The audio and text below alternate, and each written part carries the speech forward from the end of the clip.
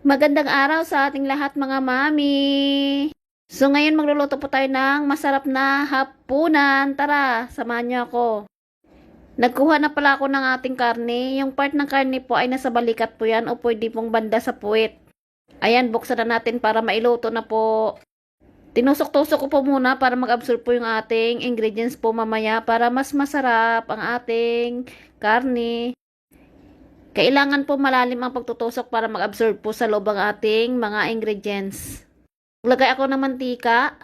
Masa ko muna para dumikit po yung ating mga ingredients mamaya mga mami.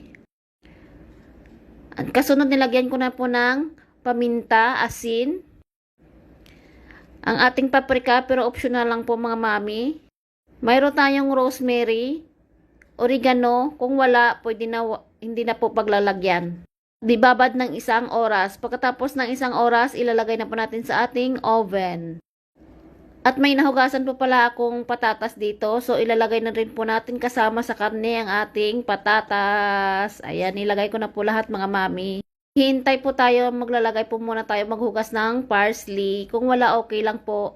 At naghiwa na rin po ako ng sibuyas. At hinihanda ko na rin po ang ating vegetables at saka kamatis.